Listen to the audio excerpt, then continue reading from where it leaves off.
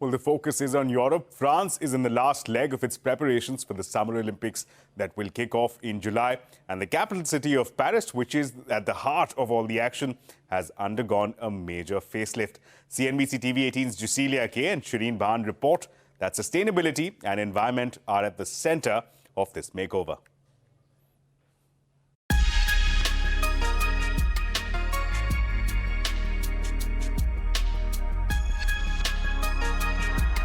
Paris is busy transforming itself. New buildings, new stadiums, new metro lines. Work is at fever pitch to ensure the city and its surroundings showcase to the world a city that goes beyond fashion and romance. A city with a hospitable side and an athletic one.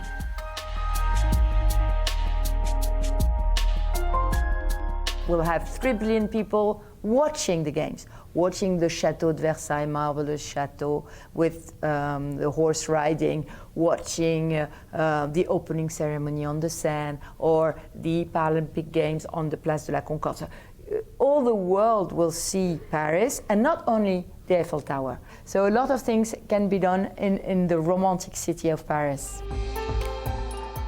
The games will be spread out across over 10 iconic venues, from beach volleyball under the Eiffel Tower to diving, artistic swimming and water polo at the newly built Paris Aquatic Centre. To athletics at the Stade de France. To the equestrian competition at the Palais de Versailles.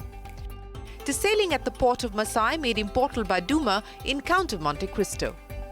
80% of the venues are pre-existing facilities and have been refurbished and modernized, and all of this with sustainability at the core. We have put a big emphasis into the decarbonization of transportation. So this Olympics will be 100 public transportation accessible. We have been also opening new metro lines for the Games. We'll also have 1,000 hydrogen cabs, and we'll have, of course, bikes, and we'll have the eVTOL, which will be a world experimentation of a vertical flying taxi. Officials say the work is frenetic but on schedule. I'm very confident that we'll be completely ready. Of course, it's a huge challenge because it's the first game, 100% public transportation accessible. But we'll succeed, and at the time we're talking, I have absolutely no sign of anything being late. Of course, all of this comes with a hefty tab. The games will cost the region 600 million euros just for the region.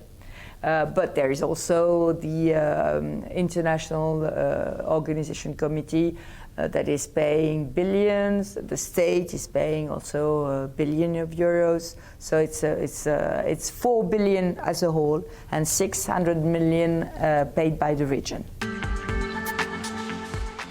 Numbers could be a lot higher if past games are a reliable yardstick. Japan, for instance, spent close to $12.9 billion for the 2020 Olympics and Paralympics, 20% more than the initial estimate.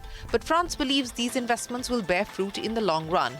A study by the University of Limoges suggests the Paris 2024 Olympic and Paralympic Games will generate €10.7 billion in economic benefits and generate over 2.5 lakh jobs in and around Paris. In Mumbai with Jescilia, this is Shireen Bhan. Well, something to keep in mind if you're traveling to Europe in the mid of this coming year. With that, it's a wrap on this edition of India